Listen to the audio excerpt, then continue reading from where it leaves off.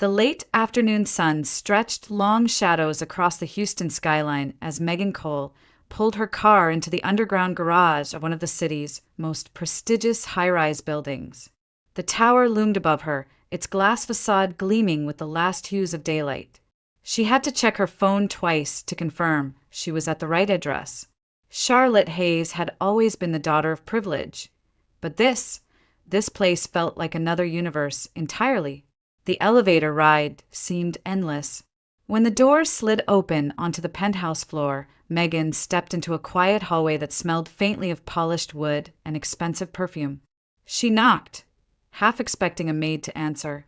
Instead, Charlotte herself appeared at the door, her blonde hair swept back, her face glowing with the kind of health and polish that only money could buy. "Meg." "Finally," Charlotte said quickly, almost in a whisper.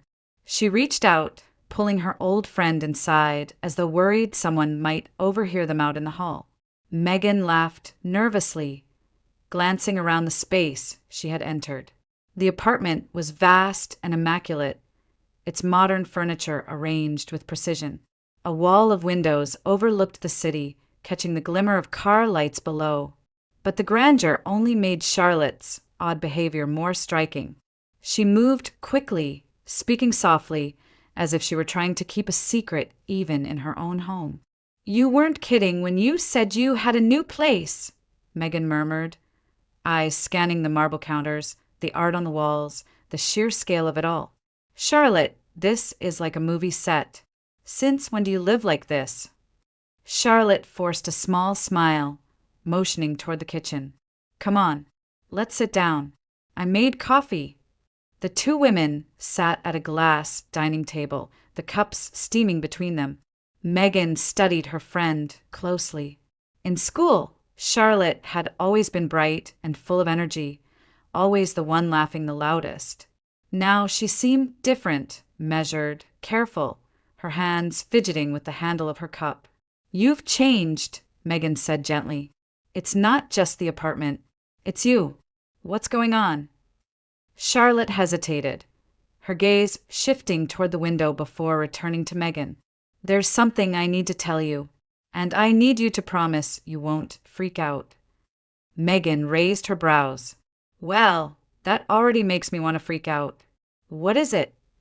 Charlotte drew in a deep breath, her fingers tightening around her cup. "I'm engaged." For a moment, Megan's face softened into surprise, then into genuine excitement. "Engaged? Charlotte, that's wow. Congratulations. Who's the lucky guy? Someone your dad introduced you to?" Charlotte shook her head quickly. "No, it's not like that. You don't know him." "Then tell me," Megan pressed, leaning forward with curiosity. Charlotte's voice dropped to a near whisper. "His name is Luke Bennett. He's different. He's not from our world." She paused, searching for the right words. "He was homeless when I met him. Now he works odd jobs at a local church, janitorial stuff, handyman work." The silence that followed was heavy, as though the entire room had drawn in a breath and refused to release it. Megan blinked, unsure if she had misheard. "Wait," she said carefully. "Did you just say homeless?" Charlotte nodded slowly, her expression defensive but also tender, as if she were protecting something fragile. "Yes, that's what I said." Megan stared at her, trying to process. She remembered Charlotte's father, Thomas Hayes, the oil magnate whose name was practically stamped across half the state of Texas. She remembered the limousines, the private drivers, the bodyguards who had once escorted Charlotte to school dances. And now, she was telling her that she was marrying a man who had once lived on the streets. "Charlotte, are you serious?" Megan asked, her voice low but incredulous. "You're the daughter of Thomas Hayes. You grew up in River Oaks, for God's sake. And you're telling me you're marrying a guy who used to sleep under bridges." Charlotte's eyes flashed with hurt. "Don't talk about him like that. You don't know him." Megan leaned back in her chair, shaking her head slowly. "No, I don't. And that's exactly the problem. You've been keeping secrets, Char. You're living in this penthouse, whispering like the walls are listening. And now you drop this on me? What are you doing? Charlotte's voice steadied. I'm in love, Megan. For the first time in my life, I feel like someone sees me, not my last name, not the money, not what I can give them. Just me. Luke didn't even know who my father was when we met. He still doesn't know the whole truth. Megan's jaw dropped. He doesn't even know who your father is? No, Charlotte admitted, her cheeks flushing. And I want to keep it that way for as long as I can. Because once he does, everything changes. People always change when they find out. Megan sat in stunned silence, the weight of her friend's confession pressing down on her. She thought back to their teenage years, when Charlotte had everything handed to her, the best clothes, the best cars, the best connections. Megan had always admired her, but had also assumed Charlotte would follow the predictable path. Marry someone wealthy, live a polished life under her father's shadow. This was something else entirely. Finally, Megan exhaled, her voice tinged with disbelief. Char, I don't know what to say. This is insane. You're talking about marrying someone who doesn't have a career, who doesn't have a home, who probably doesn't even have health insurance. Do you understand what you're signing up for? Charlotte's hands trembled slightly, but her eyes were unwavering. Yes, I understand, and I don't care. I know what people will think. I know my father will explode when he finds out. But none of that matters. What matters is that I love him. Megan shook her head, her mind racing. She wanted to argue, to remind Charlotte of everything she stood to lose. But looking at her friend's face, serious, glowing with conviction, she realized there was nothing she could say to change it. Outside, the Houston skyline glittered against the darkening sky, indifferent to the storm brewing in Charlotte's life. Inside, two old friends sat across from each other, one clinging to a love that defied everything they had been taught to value, the other unable to comprehend how such a choice could possibly end well. Charlotte sat back in her chair, her fingers tracing the rim of her coffee cup. Megan was still staring at her in disbelief, waiting for an explanation that could make sense of what she had just heard. Charlotte drew in a slow breath and began. It happened on a night I'll never forget, she said quietly, her eyes distant, as if replaying the memory on a screen only she could see. It was late, past midnight, and the commuter train rattled through the outskirts of Houston. Charlotte had boarded after a long evening with friends, tired but alert. She had chosen a nearly empty car, thinking the quiet would be a relief. Instead, she found herself the focus of three men whose laughter was too loud, their bodies unsteady from alcohol. They moved toward her slowly, their words crude, their smiles predatory. She froze at first, clutching her purse, her heart pounding. No driver, no security guard, just her and those men closing in. Then, suddenly, another figure rose from the far end of the car. Tall, broad-shouldered, his clothes worn and his face unshaven. He moved with a kind of restless energy. He stepped between Charlotte and the men, his voice firm, carrying an edge of warning. That's enough. Leave her alone. The men laughed at him, mocking his ragged clothes, his tired face. But he didn't back down. He stood tall, his fists clenched, his body shielding Charlotte completely. One of the drunks lunged forward, and in an instant, Luke pushed him back hard enough to send him stumbling. The others hesitated, muttering curses before finally retreating to another car, too drunk to press the fight. Charlotte sat frozen, staring at her unexpected rescuer.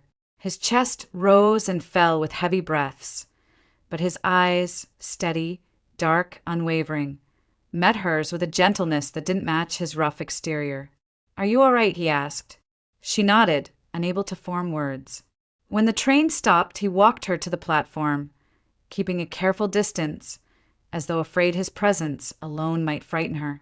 She noticed then how thin he was, how his jacket hung loosely from his frame. His shoes were worn, the soles practically separating.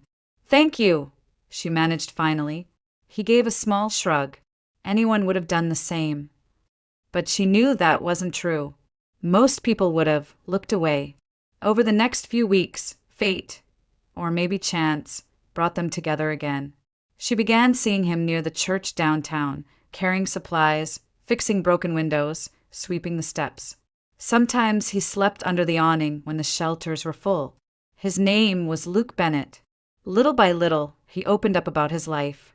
He told her he had never known his parents. He bounced between foster homes, some kind, others cruel. He remembered nights when he was locked in basements as punishment, days when no one came to pick him up from school. By the time he aged out of the system at 18, he had nowhere to go. He picked up odd jobs, construction, warehouse shifts, kitchen prep, only to lose them when the economy dipped or his managers decided he wasn't worth the trouble. Sometimes he admitted he slept in his car. When the car was repossessed, he slept on the streets. He learned to stay invisible, to keep moving, to survive without attracting the wrong kind of attention. Listening to him, Charlotte felt a mixture of sorrow and respect. His voice never carried bitterness. Instead, it carried a kind of quiet resilience, a determination not to let the world strip away his dignity completely. "What about your family?" she asked once. He shook his head. "I don't have one. Never did. Maybe someday. I'll make one of my own." That simple statement had lodged itself in her chest. Unlike every man she had ever dated, Luke never asked about her last name, never pressed her about her family or her money. To him, she was just Charlotte, the young woman who stopped to bring him coffee on cold mornings, who listened without judgment, who laughed at his rough jokes when no one else bothered to notice him.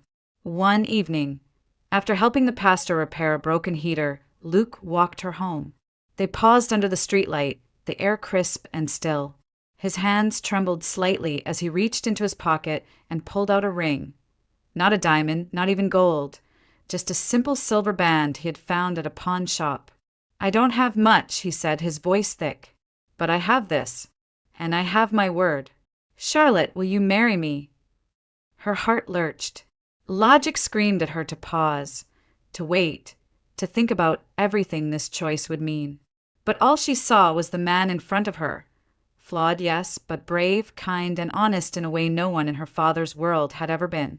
She whispered, yes. His relief was almost boyish. He pulled her into his arms, holding her as though he were afraid she might vanish. But as they stood there, Charlotte knew there was one truth she had not spoken, one secret she could not bring herself to reveal. He didn't know who she really was. He didn't know that she was the daughter of Thomas Hayes, the oil magnate whose empire stretched across Texas. He didn't know she had grown up in mansions, that her penthouse was not the result of hard work, but of inheritance. And for now, she intended to keep it that way, because once he knew, she feared everything would change. The day Charlotte decided to bring Luke home was heavy with dread. She had rehearsed the conversation in her mind a dozen times, but none of those rehearsals could soften the tension she knew was waiting for them. Thomas Hayes was not a man easily impressed, and he was certainly not a man to forgive what he considered weakness. The Hayes estate sat on the edge of River Oaks, its gates tall and imposing, its driveway curving past manicured hedges and a fountain that gleamed under the Texas sun. Luke shifted uneasily in his seat as Charlotte's car rolled forward. He wore the only suit he owned, one she had helped him pick out from a second-hand shop. The jacket fit a little loosely across his shoulders, the fabric not nearly as fine as the clothes Thomas was accustomed to seeing at his dinner table. Charlotte reached over and squeezed his hand. "Just be yourself," she whispered. "That's all that matters." He nodded, but his eyes betrayed his nerves. When the butler opened the front door, the cool blast of air conditioning hit them first, followed by the faint scent of leather and oak. The house was everything Luke imagined. Grand but cold, polished but sterile. They were led into the study, a room lined with shelves of leather-bound books. Its centerpiece a massive mahogany desk, where Thomas Hayes sat like a judge awaiting trial. Thomas looked up slowly, setting aside the papers in front of him. His silver hair was perfectly combed back, his tailored suit crisp even in the casualness of home. His eyes, sharp and calculating, moved over Luke in a single sweep, assessing, measuring, already judging. "So," Thomas said at last, his voice steady but edged with disdain, "this is the man my daughter has chosen." Charlotte bristled. "Dad, this is Luke Bennett." Luke stepped forward, extending a hand. "It's an honor to meet you, sir." Thomas didn't take it immediately. After a long pause, he extended his own hand, his grip firm, almost crushing, before releasing it with deliberate slowness. He gestured toward the leather chairs across from his desk. "Sit," he ordered. They obeyed. Thomas leaned back, steepling his fingers. "Tell me, Luke, what do you do for a living?" Luke cleared his throat. "Right now, I'm working at St. Matthew's Church downtown. Maintenance, repairs, cleaning, whatever they need." Thomas's lips curled into something that was not quite a smile. "Janitorial work." Luke straightened his shoulders. "Yes, sir. And your education?" Luke hesitated. "High school diploma, some community college courses, but life didn't allow me to finish." Thomas's eyes gleamed with quiet triumph. He reached into a drawer and pulled out a notepad, scribbling a quick equation across the page. He pushed it forward. "Solve this." Luke blinked, taken aback. It was a basic algebra problem, but the gesture was laced with humiliation. Slowly, he picked up the pen and worked through the numbers, his handwriting shaky but clear. He slid the paper back across the desk. Thomas glanced at it, then chuckled without humor. "Adequate, but life requires more than adequate." He leaned forward, his voice sharp. "Tell me, Luke, how do you plan to support my daughter? To give her the life she deserves? Do you think love alone pays mortgages? Puts food on the table? Secures a future?" Luke's jaw tightened. "I know I don't have what you do, but I'm willing to work. I'll do whatever it takes." Thomas's expression hardened. "Hard work is noble, but nobility doesn't keep the lights on. Men like me built empires while men like you swept their floors. And that's where you'll stay." "Dad," Charlotte burst out, her voice sharp with anger. "That's enough." Thomas ignored her, his eyes locked on Luke. "Do you love my daughter?" "Yes," Luke answered without hesitation. "Then if you truly loved her, you would walk away. You would spare her the misery of living beneath her station, the shame of explaining to her friends that her husband cleans bathrooms for a living." Charlotte shot to her feet, her hands clenched. "How dare you talk to him like that? He's kind, he's brave, he's more of a man than anyone you've ever paraded in front of me." Thomas rose as well, towering over the desk. "He's a burden, Charlotte. He will drag you down, and I will not stand by and watch you ruin everything." Luke remained seated, his hands gripping the arms of the chair. He wanted to defend himself, to shout that he wasn't a burden, but the weight of Thomas's gaze pressed on him like iron. Charlotte's voice shook with fury. "I don't need your blessing. I don't need your money. I don't need anything from you, if it means giving up the one person who actually sees me for who I am." Thomas's face darkened, his voice low and final. "Then understand this. I will never give my blessing to this marriage. Never." The silence that followed was suffocating.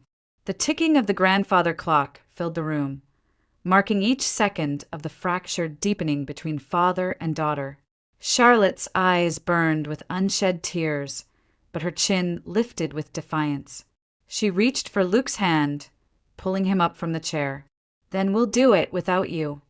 She turned, leading Luke out of the study, their footsteps echoing against the marble floor. Behind them, Thomas Hayes remained motionless at his desk, his jaw set, his eyes cold, already calculating the next move to protect the empire he believed his daughter was about to throw away. The night Charlotte closed the door on her father's house, her entire world shifted. She left behind the marble halls, the chandeliers, and the endless rows of luxury cars parked in the driveway. In their place stood a small, second-floor apartment in Midtown Houston with peeling paint, a creaky stairwell, and neighbors who argued through thin walls. For Charlotte, it was a deliberate choice, a line drawn in the sand. If her father believed she couldn't live without his money, she would prove him wrong. The apartment smelled faintly of dust when they first walked in, the kind of place that had been sitting vacant too long. Luke carried their few boxes, mostly his, because Charlotte had walked away from nearly everything. She set a single suitcase on the couch, filled with clothes that looked out of place in this modest setting. Designer dresses and heels had no business in a unit with cracked tiles and a bathroom door that stuck. But Charlotte smiled as she looked around. "It's ours," she whispered. Luke kissed her forehead. "Yeah, it's a start." They slept that night on a mattress still wrapped in plastic, their bodies pressed close for warmth because the heater barely worked. The sounds of traffic outside replaced the quiet hum of her father's estate, and the thin blinds lent the glare of a street lamp that never turned off. Charlotte stared at the ceiling long after Luke's breathing evened out, telling herself over and over that love would make the discomfort worth it. In the weeks that followed, Luke tried to embrace the chance at a better future. Despite Thomas Hayes' disdain, Luke had taken his advice to heart. He enrolled in a beginner's IT course at a community college, believing that learning technical skills might open doors to stable employment. Every morning, he left with a worn backpack slung over his shoulder, determination etched across his features. Charlotte would watch from the window as he disappeared down the street, his posture upright despite the uncertainty hanging over him. At first, the classes excited him. He learned about coding basics, troubleshooting, and networking. But soon, the gaps in his education became obvious. Other students breezed through concepts he struggled to grasp. When he asked questions, some professors were patient, others curt, reminding him of the years he had lost drifting from job to job. At night, he sat at the small kitchen table, squinting at a used laptop Charlotte had bought on credit. He tapped at the keyboard, frustration building as error messages flashed back at him. Charlotte would place a gentle hand on his shoulder. "You'll get it, Luke. Just give it time." He would nod, forcing a smile. "Yeah, time. That's all." But time was a luxury they didn't have. Bills piled up quickly. The rent wasn't much by Houston standards, but it was steep compared to Luke's sporadic earnings from odd jobs. Charlotte, unused to budgeting, found herself staring at grocery receipts with disbelief. A single week's worth of food seemed to vanish in days. The electricity bill, the internet service, even the laundromat downstairs, all were small weights adding to the burden. She tried to adapt. She traded fine dining for canned soup, high-end boutiques for thrift stores. She told herself she didn't miss the spa appointments or the chauffeur. And yet, late at night, she caught herself longing for the quiet luxury of her old life. The way hot water never ran out, the way lights didn't flicker when the wind rattled the windows. Luke noticed the strain in her eyes. "I'm sorry," he murmured once, after the power briefly cut off because they'd delayed paying the bill. "Don't," she said firmly. "This is our choice. My choice. We'll make it work." But her conviction was tested daily.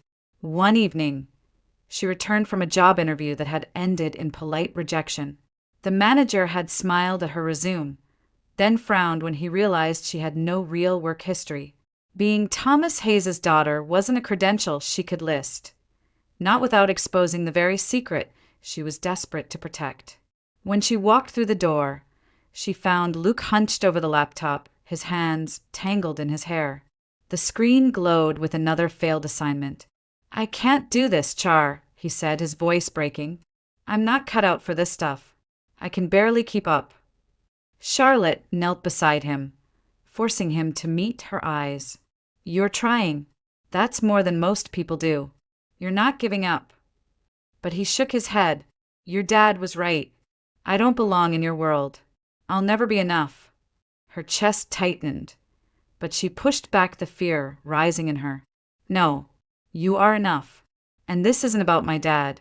This is about us. We're building our own life. He doesn't get to decide who you are."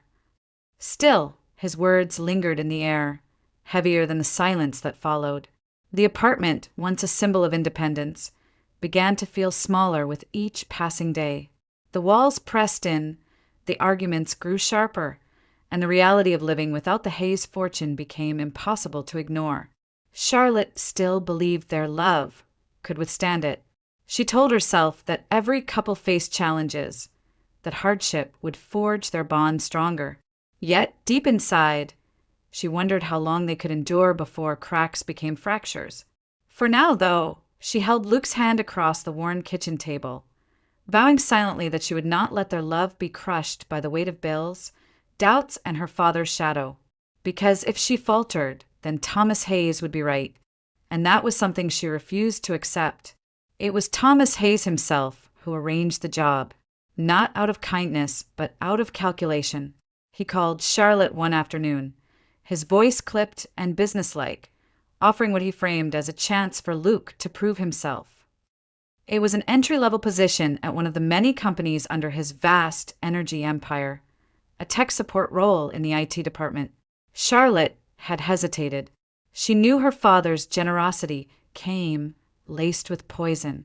But Luke, still determined to make something of himself, accepted without a second thought. "I need to show him I can do this," Luke told her as he adjusted the second-hand tie she had ironed for him. "If I work hard, maybe he'll see I'm serious about building a future with you." Charlotte smiled, the worry gnawed at her. "Just remember, you don't have to prove anything to him, only to yourself." On his first day, the office buzzed with fluorescent light and the hum of computers. Luke sat at a cubicle surrounded by younger employees who tapped away at their keyboards with practiced ease. He introduced himself politely, his handshake firm but a little too earnest. Most nodded back with polite indifference. The tasks seemed simple at first, resetting passwords, troubleshooting slow connections, but the jargon piled up quickly. Network protocols, system patches, firewall updates. Luke scribbled notes in a battered notebook, determined to keep up. But determination could only carry him so far. One Thursday afternoon, the department lead asked him to run a routine software update across several servers. It was the kind of task the others did without thinking. Luke followed the instructions as best he could, clicking through prompts, double-checking the manual. But a single wrong keystroke, one overlooked confirmation box, set off a chain reaction. Within minutes, a portion of the company's internal network crashed. Emails froze. Files became inaccessible. Calls from executives poured in, demanding answers. By the time IT specialists restored the system, the damage was done. Hours of productivity lost. A contract meeting delayed. Money slipping through the cracks. Luke sat frozen at his desk, sweat gathering at his temples as his supervisor's voice thundered across the floor. "Who authorized this?" All eyes turned toward him. He tried to explain, but his words came out fractured, his voice thin against the rising tide of frustration. The supervisor didn't care about explanations. He wanted accountability. The following morning, Luke was called into HR. The meeting was short, clinical. They cited inadequate performance and failure to meet role requirements. He was told his final paycheck would be mailed. When he walked out of the glass tower into the blinding Texas sun, the humiliation weighed heavier than the summer heat. His tie hung loose, his shoulders slumped. To him, it wasn't just a job lost. It was proof that Thomas Hayes had been right all along. That evening, Charlotte found him sitting on the edge of their bed, staring at the floor. The silence in the apartment was thick, broken only by the hum of the old refrigerator. "I got fired," he said finally, his voice flat. Charlotte dropped her purse onto the table and rushed to him. "What happened?" "I messed up. Cost them hours. Maybe money too. They said I wasn't ready." "They're right." He rubbed his face with both hands. "I don't belong in that world, Char. Your dad was right about me." Her chest tightened, anger sparking to life. "No, don't you dare say that. This isn't your fault. He set you up to fail." Luke looked at her, exhausted. He didn't push the button. I did. She sat beside him, gripping his hand. Because you were under pressure. He knew you weren't ready, but he put you there anyway, just to watch you fall. That's who he is. But Luke only shook his head, retreating further into shame. When Thomas called later that week, Charlotte answered with fire in her voice. Was this your plan? She snapped. Throw him into a job you knew he wasn't prepared for, just so you could say, I told you so. On the other end, Thomas's voice was calm, detached.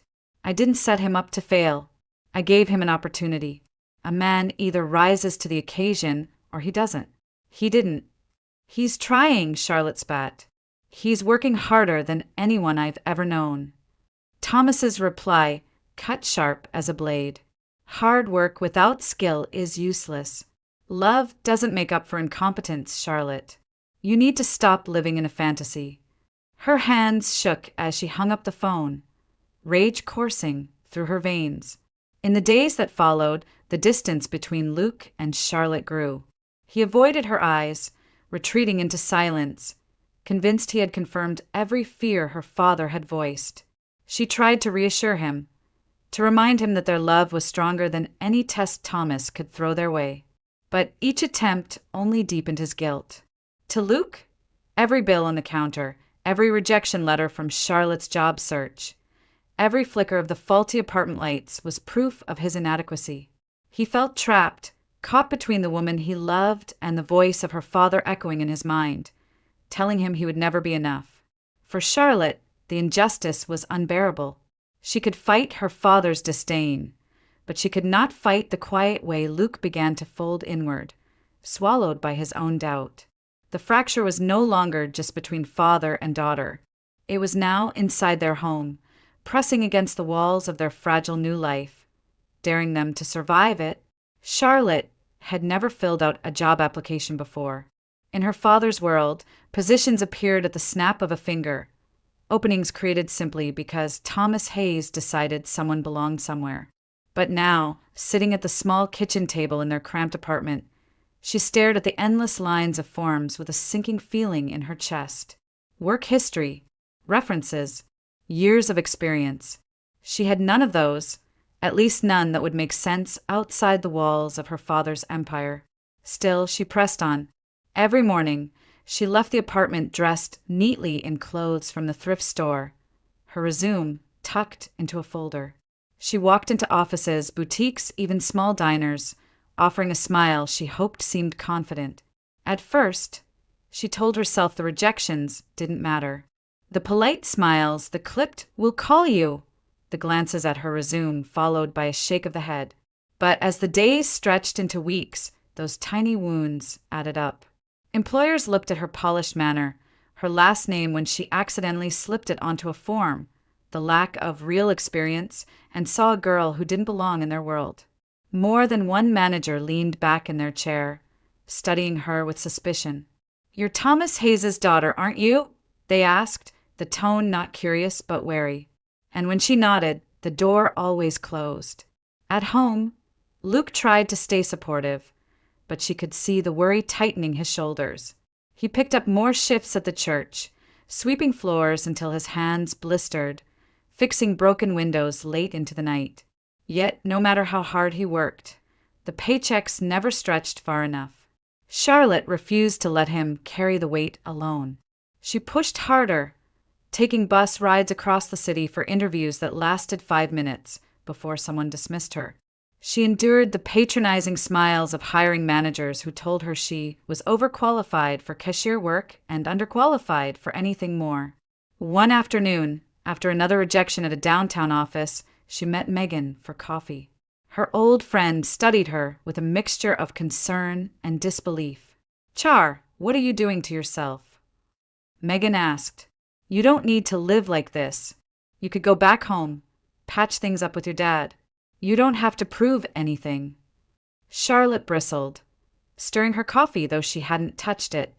"I do have to prove something. To him, to Luke, to myself. If I can't stand on my own 2 feet, then what is this love worth?" Megan sighed. I just don't want to watch you burn out. You're not used to this." Her words stung, not because they weren't true, but because Charlotte hated how right they sounded. She wasn't used to this.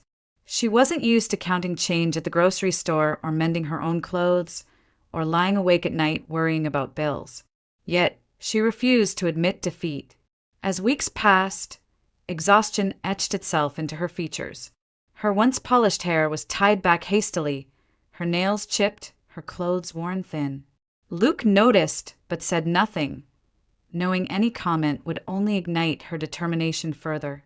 One night, after she returned from another failed interview, she collapsed into the kitchen chair, dropping her folder onto the table. "They didn't even let me finish," she whispered, her voice cracking.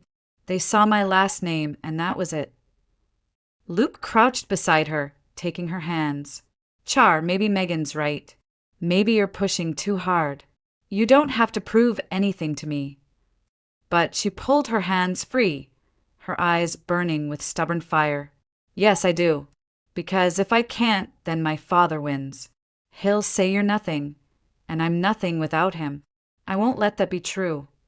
Her resolve scared Luke almost as much as her exhaustion, but he didn't stop her. He couldn't. This was a battle she needed to fight. In the quiet hours of the night, Charlotte sometimes wondered if she was chasing an illusion. If love alone was enough to sustain them, why did every day feel heavier than the last? Yet, when she looked at Luke sleeping beside her, his face softened in rest despite the lines of worry, she reminded herself why she kept going. Independence wasn't about luxury. It wasn't about showing off success. It was about proving to her father, to the world, and most of all to herself, that she could build a life on her own terms.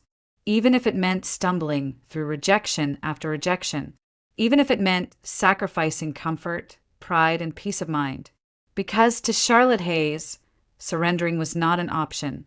It was on one of those heavy Houston afternoons, when the air clung to skin and the sidewalks radiated heat, that Charlotte's past walked straight into her present. She had gone downtown for yet another interview, her resume folded neatly in her bag, her nerves wound tight. The interview had lasted all of 12 minutes, polite smiles, a glance at her thin resume, and then the same refrain she had grown accustomed to. "We're looking for someone with more experience." Discouraged, she stopped at a cafe on Main Street to gather her thoughts. The hum of conversation and the clinking of cups offered some distraction from the voice in her head telling her she was failing. She was stirring her iced coffee absently when she heard her name spoken behind her. "Charlotte Hayes." She turned, startled, and found herself staring into a pair of familiar blue eyes. Nicholas Carter, Nick, as she had once whispered with affection, stood there, older but instantly recognizable. His suit was sharp, his tie loosened just enough to suggest confidence without arrogance. The years had etched lines of maturity around his mouth, but the charm that once drew her in was still intact. "Nick," she breathed, rising to her feet. "It's been years." "Since college," he said with an easy smile. You look incredible. I almost didn't recognize you here." They sat down together, the air charged with an unspoken weight of old memories. She remembered late nights in the library, his hand brushing against hers, the way they'd once imagined a future that never came to be. He had been her first real love, the one her father had approved of, the one who had fit seamlessly into the Hayes family's social circle. "What are you doing these days?" she asked, forcing her voice to steady. "I'm a senior account executive at Harrington and Company," he replied smoothly. "Ad agency downtown. We've got some of the biggest energy companies as clients. Houston's been good to me." She nodded, though inside a pang of comparison struck deep. He was exactly what her father would want for her. Successful, polished, part of the world she had walked away from. "And you," he asked, "what's new with you, Charlotte?" Her throat tightened. She couldn't bring herself to tell him about the dingy apartment, the rejected job applications, the constant battle to stretch Luke's meager paychecks. So she chose the simplest truth. I'm figuring things out, trying to start fresh.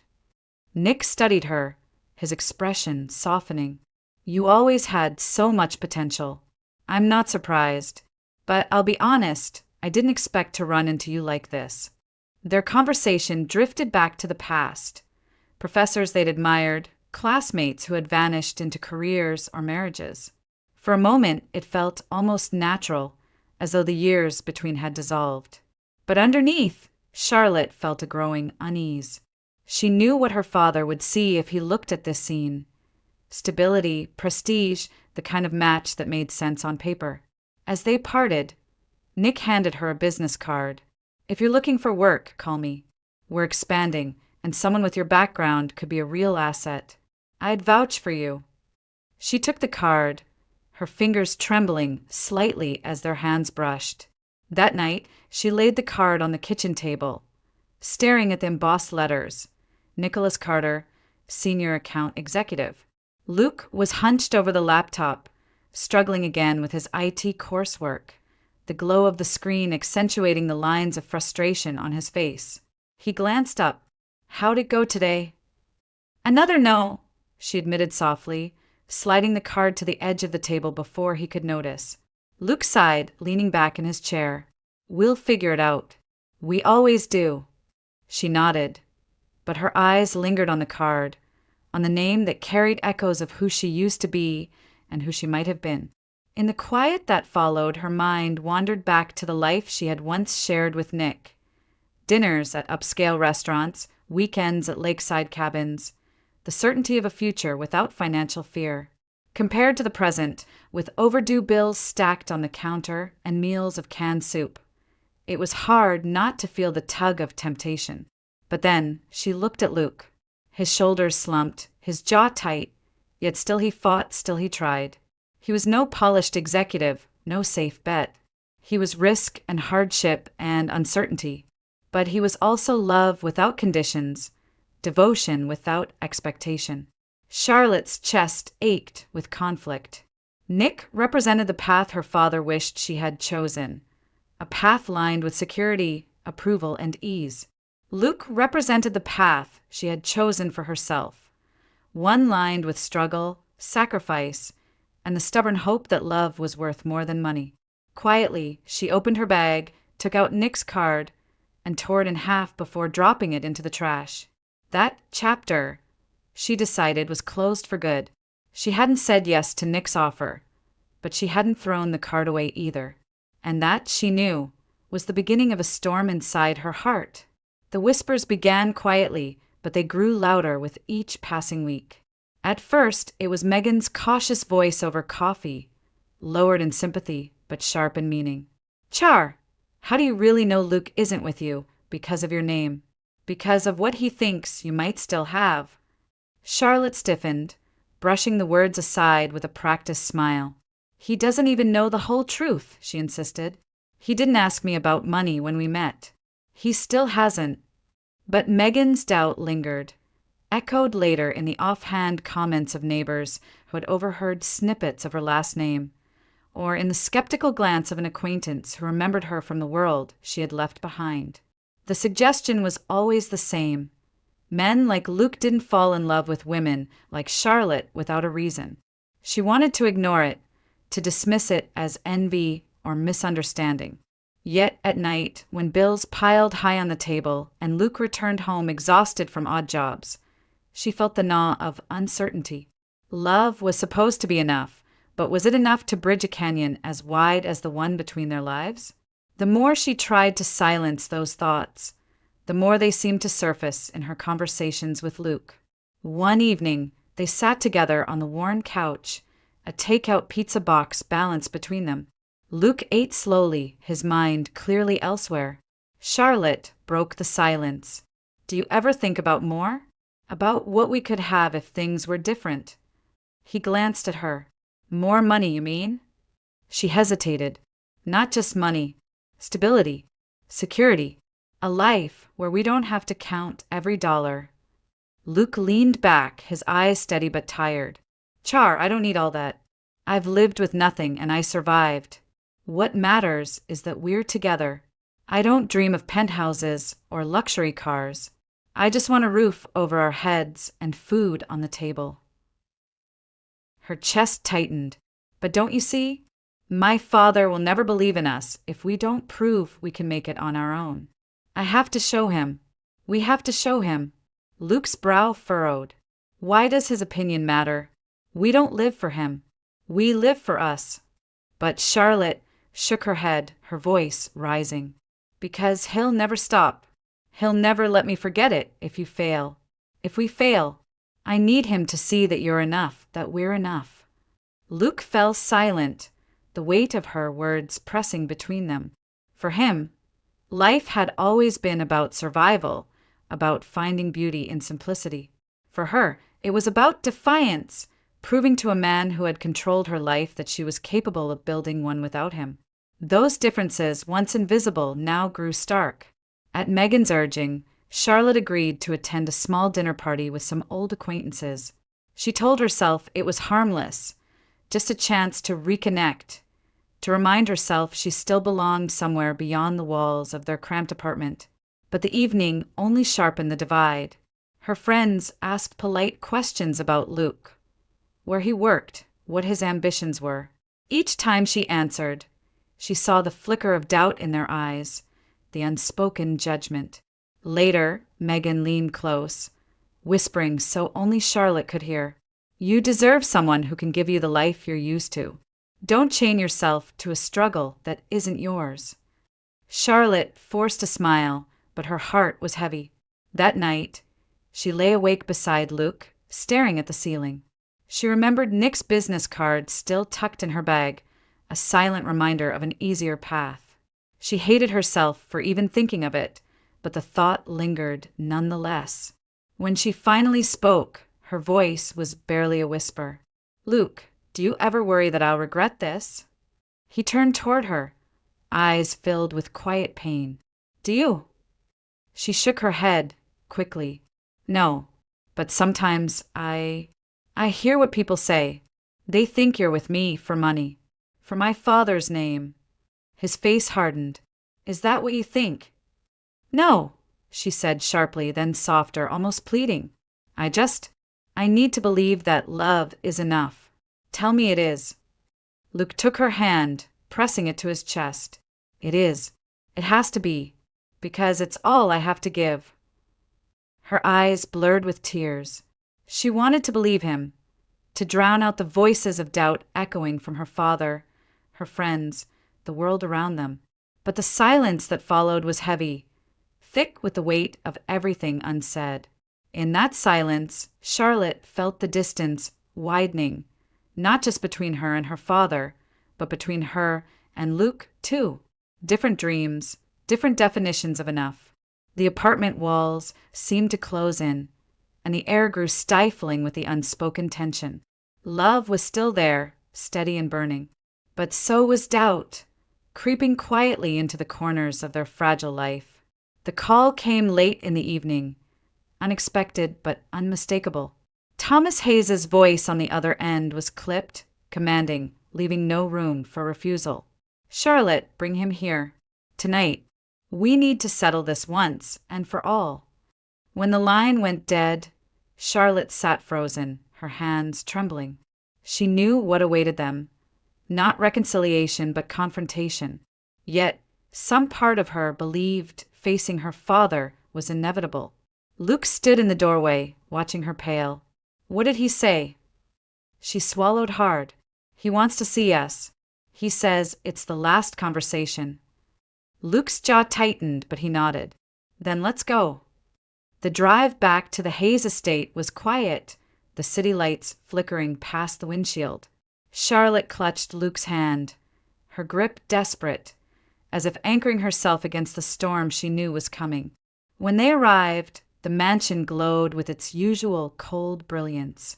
A servant led them into the great hall, where Thomas stood near the fireplace, a glass of bourbon in hand. The flames behind him cast long shadows, illuminating his expression of unyielding authority. "Sit," he ordered, his eyes flicking between them. They obeyed, side by side on the leather sofa, their fingers intertwined. Thomas's voice was calm, but every word carried weight. "I won't waste time. Charlotte, you are my only daughter, my legacy, my blood, and yet you stand here, ready to throw it all away for him." His gaze cut to Luke, sharp as a blade. "A man with nothing. A man who will give you nothing." Charlotte bristled. "That's not true." "Isn't it?" Thomas snapped, slamming his glass onto the mantel. "Tell me, Luke, what do you have to offer her? Money? Stability? A name that carries weight in this city? You think love fills bank accounts? You think devotion pays mortgages?" Luke's throat worked as he tried to form an answer. His voice was quiet but steady. "I may not have what you do, Mr. Hayes, but I have honesty. I have loyalty. And I love your daughter. I'd give my life for her." Thomas sneered. "Romantic nonsense. Marriage isn't about poetry. It's about responsibility. It's about providing, protecting, ensuring a future. You've already proven you can't handle that. You failed at the job I gave you, an opportunity most men would kill for. And now you expect me to entrust my daughter's future to you." Luke's hands tightened into fists, but he didn't look away. "I failed once. That doesn't mean I'll fail forever." Charlotte's eyes filled with tears. "Dad, why can't you see? He's not perfect, but he's real. He sees me for who I am, not for the family name. That's more than anyone else has ever done." Thomas turned on her, his face hardening. "You're blinded by fantasy. You grew up surrounded by everything, and now you think throwing it all away makes your love more noble. It doesn't. It makes you foolish." Her voice broke, but her resolve held. "Maybe I am foolish, but it's my life, my choice. You can't control me forever." The silence that followed was thick, broken only by the crackle of fire. Thomas's jaw clenched, his eyes narrowing with disappointment and rage. "If you walk this path, you walk it without me. I will never give my blessing. Do you understand? Never." Charlotte's tears spilled over, but she lifted her chin defiantly. "Then so be it. I'd rather be poor with him than rich and empty without love." For the first time, Thomas faltered, as though her words had struck deeper than he expected. His face tightened again, quickly, but the hesitation was there. Luke rose slowly, pulling Charlotte up beside him. He met Thomas's stare with quiet strength. "I know you don't respect me. I know you think I'll never be enough. Maybe nothing I do will ever change that. But I'm not leaving her. I'll stand by her, even if it means fighting every day to prove myself." Thomas's voice dropped, cold and final. "You'll be fighting against me, then, and you'll lose." Charlotte's breath hitched, but she held Luke's hand tightly. Together, they turned toward the door. The weight of her father's empire loomed behind them, but for once, it didn't stop her. As they walked out of the hall, Charlotte glanced back one last time. Thomas Hayes stood rigid by the fire, his glass untouched, his eyes burning with a mixture of fury and something he would never admit aloud. Fear. Fear that his daughter's defiance might outlast his power.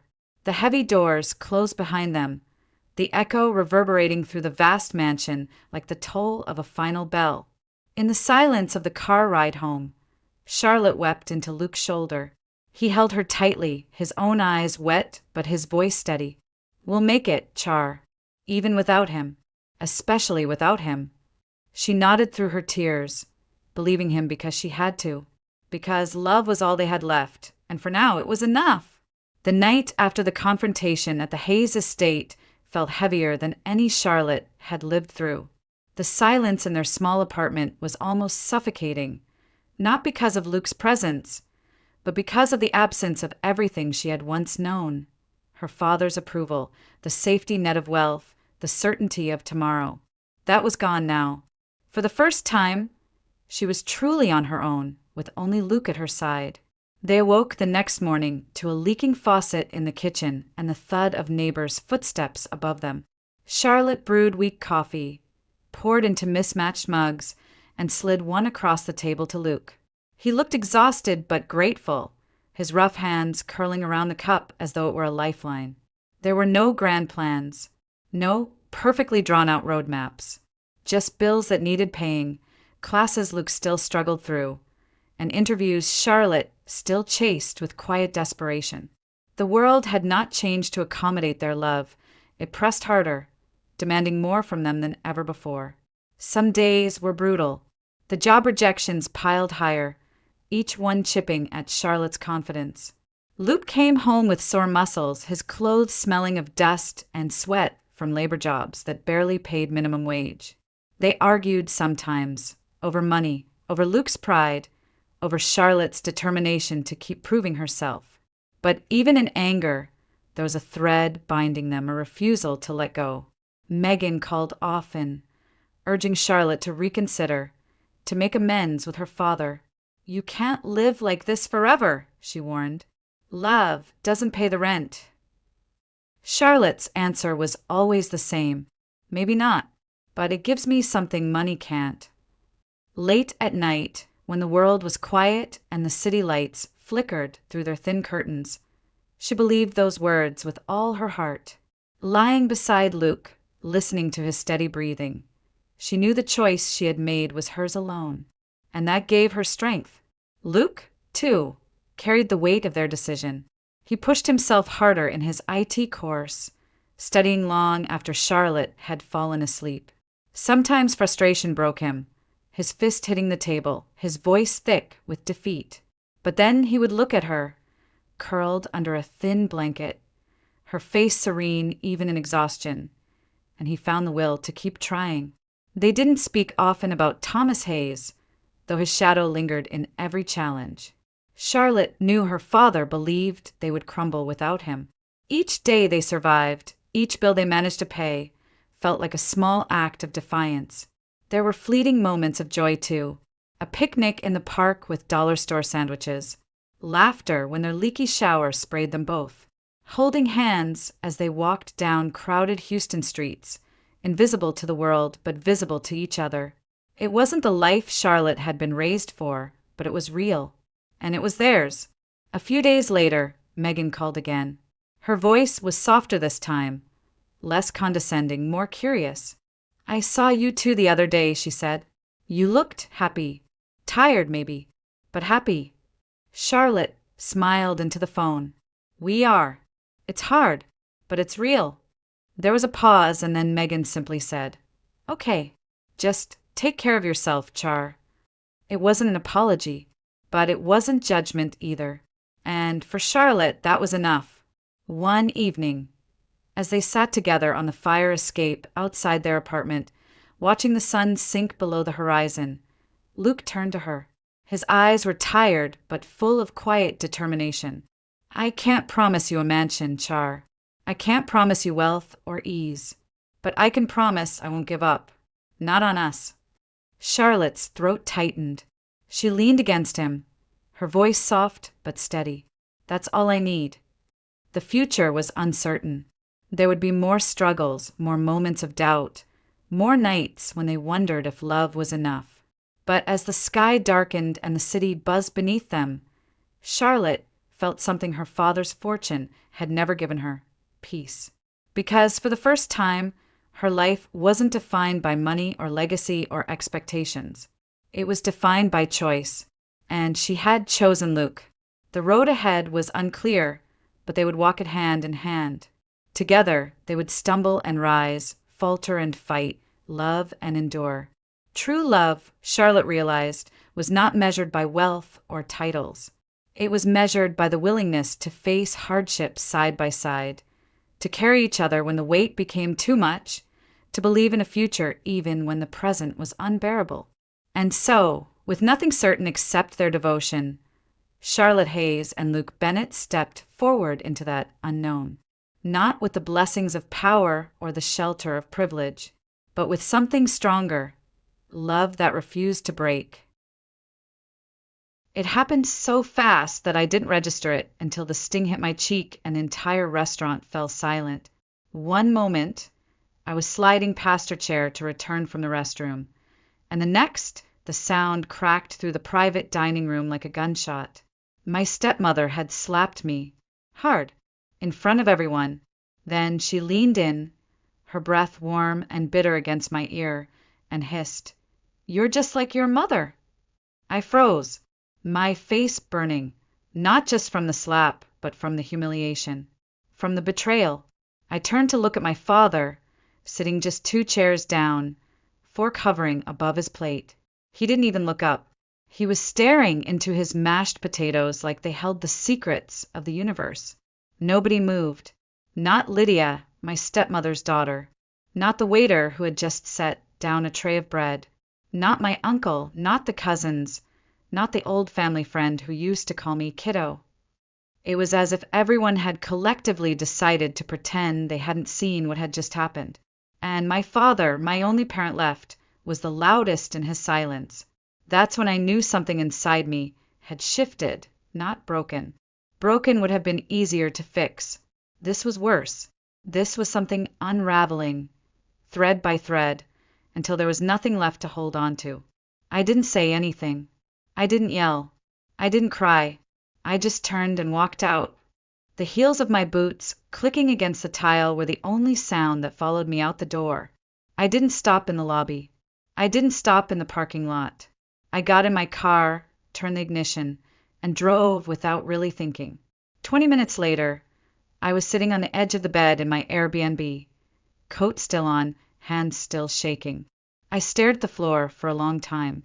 The city outside buzzed with a Friday night rhythm. Cars, laughter, footsteps, distant music, but none of it reached me.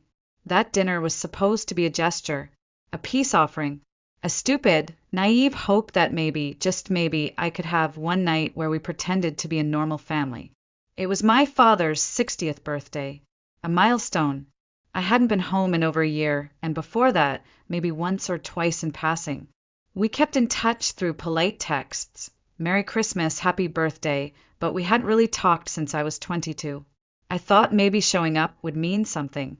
Maybe if I smiled enough, dressed right, stayed quiet, I could survive the night. The restaurant was some trendy place off Pearl Street, upscale Italian, dim lights, moss art on the walls. Our party filled half the private dining room. I had been seated near the end of the table, close to Lydia. We'd never been close, Sabrina made sure of that, but that night Lydia looked tired, older, like she was carrying something heavy. She even smiled at me once. A real one, not the fake polite kind. I remember thinking, that's new. We were halfway through dinner when it happened. I had gotten up to use the restroom and was returning to my seat. A waiter passed by with a tray of drinks, and I instinctively shifted to the side to avoid him. In doing so, my shoulder lightly brushed the back of Sabrina's chair. Barely a nudge. Not enough to spill a drink or jostle her plate, but it was enough for her to feel it, enough for her to unleash everything she had been holding in for years. The slap wasn't about that moment. It was about every moment before it, every eye roll, every disagreement, every time I refused to play along with the story she'd written for our lives. And the words that followed, "You're just like your mother." They weren't meant as an insult to my mother. They were meant to wound me. Deeply. They did. But what stayed with me, what still keeps me awake some nights, was the way my father sat there unmoving while it happened. Like it was routine. Like it was acceptable. Like I was the one making a scene by existing. For a second, I waited for him to say something. To look at me. To blink. But he didn't. He didn't even flinch. And I knew in that moment that I was done pretending. My mother died when I was 16. Ovarian cancer. It was long, slow, cruel. The kind of illness that eats away not just at the body, but at the soul of a house. She held on as long as she could, always smiling through the pain, still packing my school lunches and tucking notes into my coat pocket that said things like, "Be kind today," or "Don't forget how bright you are." I used to pretend I was annoyed by them, but I kept every single one. Even now, they're folded inside a small metal box in my closet. The last one she ever gave me simply said, "You're enough." She passed in late autumn. The trees were still holding on to their leaves, like they hadn't gotten the news yet. I remember the funeral was small, mostly close friends, some neighbors, a few old colleagues of my dad. I stood next to him while he greeted people, my hands cold even in gloves. He didn't cry, not once. I told myself that was strength, that he was holding it together for me. But the truth was, something inside him shut off. And just like that, our house went quiet. What I didn't expect was how quickly the silence was filled. By spring, she was there. Her name was Sabrina Lowell. She had worked with my father back when he was still teaching business ethics at the university. I vaguely remembered her. She always wore navy blazers and stilettos, even on casual Fridays. She had a way of tilting her head when she listened, like she was always calculating something, and a voice so calm it made you feel rude for disagreeing. She came over once, then again, then suddenly she was there all the time. First, it was helping Dad get back on his feet, then organizing the pantry, repainting the walls, rearranging furniture. Within a few months, she'd moved in. No conversation, no permission, just presence. And with her came Lydia. Lydia was 5 years younger than me, from Sabrina's first marriage. She was the golden child, the polite one, the one who called my father Dad within a month and got extra helpings of dessert. She was everything I wasn't: compliant, quiet, wide-eyed. I didn't blame her. Not then. Not yet. At first I tried. I really did. I said, "Good morning," helped set the table, smiled when Sabrina brought home new pillows and said they'd soften the energy of the living room.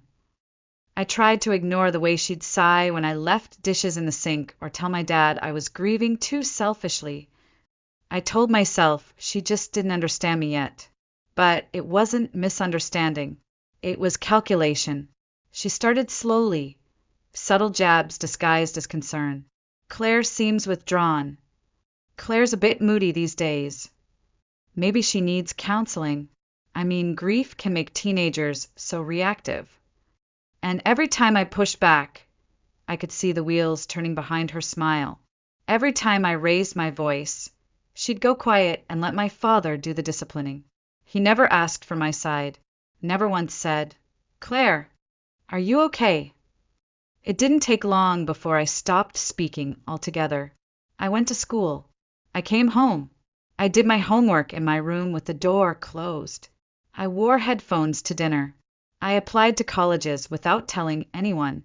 I got into a state university, 6 hours away.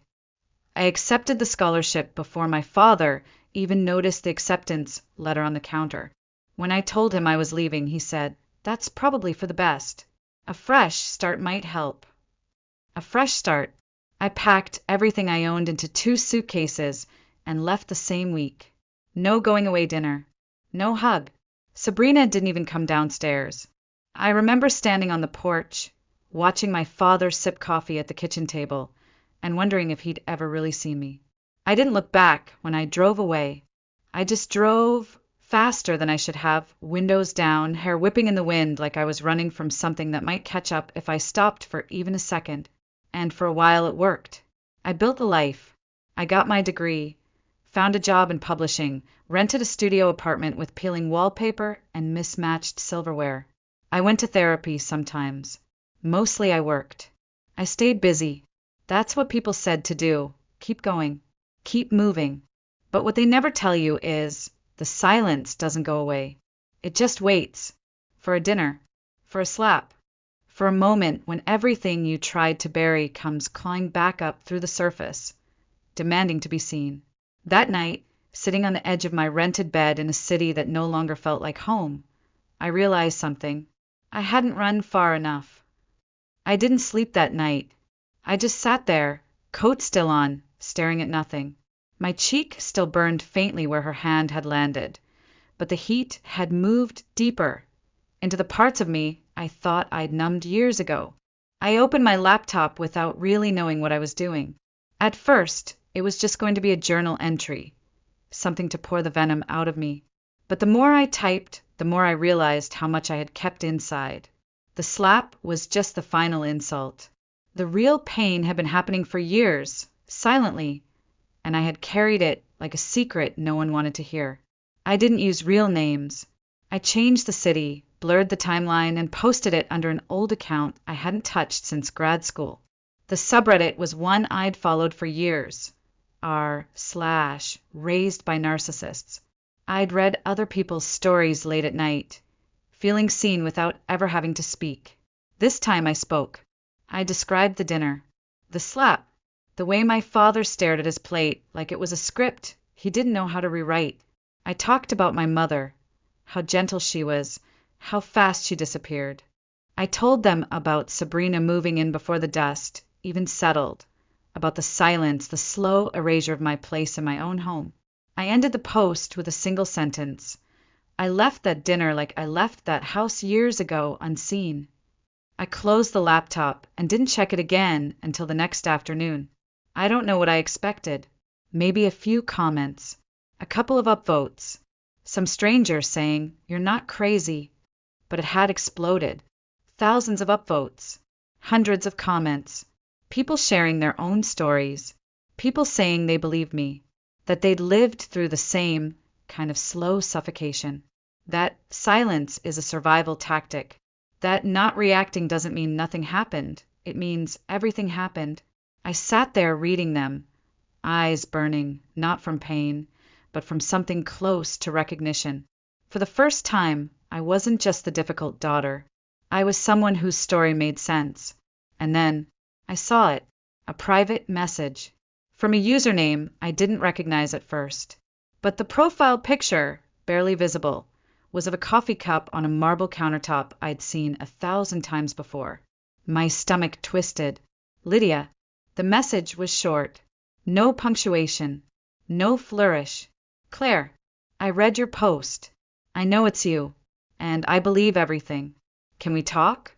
I stared at it for a long time. Part of me wanted to delete it, pretend I hadn't seen it. Another part, the louder one, was curious, maybe even hopeful. We met the next morning at a little cafe near Pearl Street, the same street where the dinner had imploded. It felt fitting. I got there early and waited by the window, watching pedestrians stroll by with dogs, coffee cups, puffer jackets, zipped up to their ears. And then she walked in. She looked nothing like I remembered.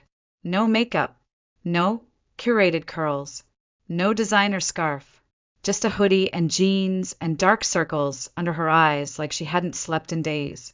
She looked like someone who'd been through something real. She sat down across from me without a word. And for a moment, we just stared at each other. Two people who had grown up in the same house but never shared the same version of it. Then she spoke. "I didn't know," she said softly. "Not really." I didn't say anything. I didn't trust my voice to hold steady. She always acted different around me. I thought she was just strict with you, or that maybe you were just difficult. That's what she said. She said a lot of things, I said. Lydia nodded slowly. But that night, when she slapped you, something cracked. Everyone saw it. The way she looked at you, like you were a threat, not a person. And Dad, he didn't even blink. That's when I knew this wasn't about a chair. It never was. It wasn't an apology. It didn't need to be. It was something better. An alignment. A fracture finally acknowledged. "She's been controlling everything for so long," Lydia continued. "Even me. I didn't realize it until I moved out. Even then, I thought it was just how she was. But I see it now. I see it all." She paused, looked down at her coffee cup, then back at me. "Do you still have that post?" "Yes." "Then let's do something with it." I blinked. "Like what?" Her jaw tightened. "Not revenge. Just truth." We didn't tell anyone we were coming. Not Dad. Not Sabrina.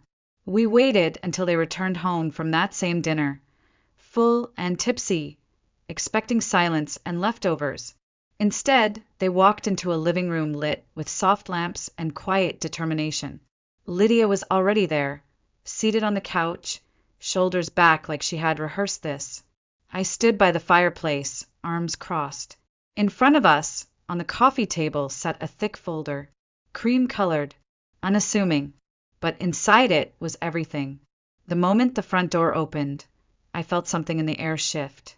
Static, like the room was waiting to inhale. They entered mid-conversation.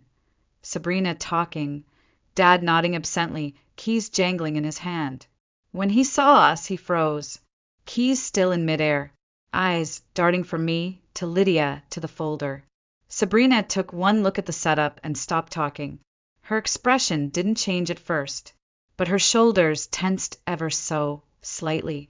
She already knew. She always knew. "What is this?"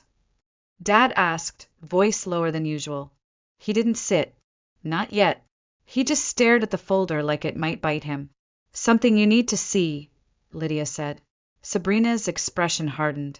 "More drama," she said, voice sharp. "Really?" No, my voice was calm. Cold. Just the truth. Dad looked at me, then at Lydia, then slowly moved toward the couch. He sat down, reached for the folder. The first page was a printout of the Reddit post. I had removed any usernames, adjusted details to protect others, but the heart of it was intact. The dinner, the slap, the years leading up to it. He read in silence, page after page, each word draining the color from his face. His hands trembled slightly as he turned the sheets. Pink, pale, then something closer to ash gray. Sabrina stood nearby, arms folded, lips pressed into a thin line. I could see her scanning the room, already calculating the angle. She was always 2 steps ahead until now. "This is absurd," she finally snapped. "You're both being ridiculous. She's always been like this. Dramatic, vindictive, obsessed with painting me as the villain." I didn't respond. I didn't have to. Lydia leaned forward and turned the next page for Dad. A screenshot of a text Sabrina had sent 2 years ago. "Your sister will always be a problem until your father finally sees her for what she is." An ungrateful version of her dying mother. The silence that followed was the kind that throbbed in your ears. Dad read the message once, then again. Sabrina flinched, just slightly, when she realized which text it was. "That was taken out of context," she barked. "It was a joke. A bad one." "Do I look like I'm laughing?" Lydia said, voice steady. Dad kept flipping. Letters. Handwritten. From my mother. Ones I'd found tucked in a drawer, sealed in an envelope marked for Claire someday. She had written them during her last summer. In one, she described feeling uneasy about Sabrina, that the friendship had shifted, that she sensed something deeper. "I'm afraid for Claire," she wrote. "If I'm not here, who will protect her?" My father stared at the letter for a long time. Then he closed the folder. Sabrina saw the opportunity in the silence and lunged. "She's poisoning you," she said to him, gesturing toward me. "She's always been jealous. She's held on to this twisted version of the past because she can't move on." "She didn't slap herself," Lydia said quietly. Sabrina's eyes narrowed. "You're siding with her now? Don't think I haven't noticed how cold you've been lately." Her tone had shifted, less defense, more offense. It was her signature pivot. Divide and conquer. "I'm not siding," Lydia said. "I'm remembering." And then she looked at Dad. "That night," she said, "was the first time I saw who you really are. The way you looked at Claire. Or didn't. Like it was normal. Like she deserved it." Still, Dad said nothing. His jaw clenched, his breathing shallow. Then finally he stood. Not fast, not dramatic. Just stood, like someone shedding an invisible weight. He turned toward Sabrina. "You told me Claire was exaggerating," he said. "That she was difficult. That she couldn't accept you because she was angry at the world. She was—" Sabrina spat. "She left because she couldn't stand not being the center anymore." "She was 16, he replied. Sabrina's face twisted. "I gave everything to this family," she said. "You think I tolerated her attitude, your silences, your guilt for fun? I carried this house while you wallowed." He didn't respond. She waited. Still nothing. And then she picked up her purse. "This is pathetic," she said, voice shaking now. "I'm done here." She walked out, slammed the door behind her. The sound echoed. It didn't feel triumphant.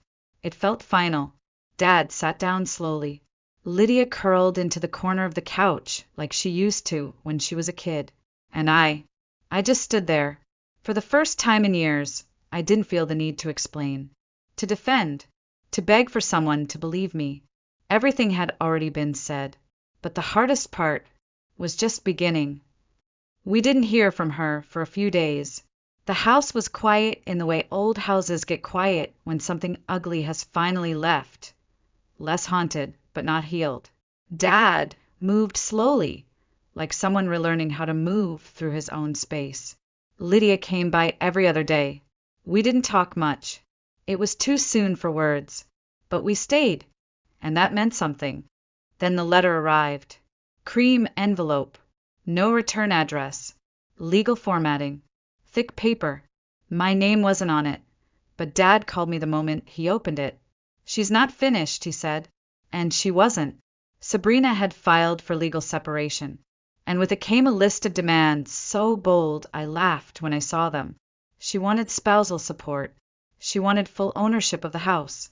And she wanted, bizarrely, my mother's antique teacup collection. Hand-painted porcelain pieces passed down from my great-grandmother. She claimed my mother had gifted them to her before passing. She said that. I asked, stunned. "Put it in writing," Dad replied, holding up the letter. It was audacious, absurd, and yet it was exactly like her. When emotional manipulation failed, she went legal. When shame didn't work, she went for entitlement. But this time, she underestimated what we had. Lydia reached out to a friend, Samira Patel, a family law attorney who specialized in high-conflict separations. She came over that same afternoon. Late 30s, blunt-cut hair, no-nonsense energy. We laid it all out. The timeline, the text messages, the letters, the diary entries, the estate records, and most importantly, the deed. "The house was purchased before your father married her," Samira confirmed. "There's no co-ownership, no transfer, no legal claim to the property." "And the teacups?" I asked, half expecting her to roll her eyes. Instead, she smiled. "Do you have any documentation?" she asked. I did. When we cleared the basement last month, I found a box labeled in my mother's handwriting, for Claire when she turns 30. Inside was an itemized inventory of valuables. Next to each one was a name. The teacups? Claire Jennings. Samira nodded. "This isn't going to go the way she thinks."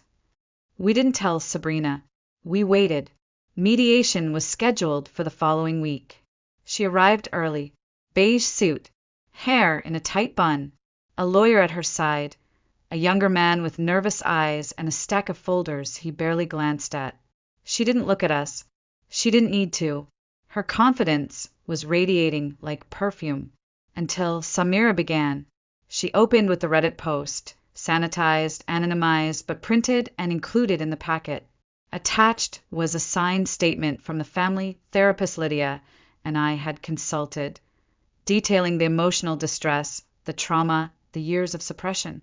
Then came the photos, the texts, the letters, the estate document from my mother, the deed, each item laid out one by one, like a quiet reckoning. I watched Sabrina's face carefully. She didn't react at first, but as the stack grew higher, I saw the tension shift in her jaw. Her lips pressed together. Her knuckles turned white where they gripped the arm of her chair. Samira's tone didn't change once. "We are willing to resolve this quietly," she said. "No public dispute. No further legal pursuit. But it must be on record that she receives nothing from the house. None of the items listed in the will. And no spousal support." Her tone sharpened. "If she declines, we are prepared to countersue for emotional damages, wrongful interference with estate assets, and intentional infliction of distress. We will also submit the full documentation to relevant family and community contacts as necessary." Sabrina didn't speak. Her lawyer leaned toward her, whispered something. She didn't look at him. She looked at my father, who didn't look back. That was the moment. Her mask cracked, not from guilt, not from sorrow, but from realization. There would be no negotiation, no spinning, no performance. This was the end. She nodded once, and just like that, it was over. The weeks that followed were quiet, not empty, just still, like the dust had finally settled.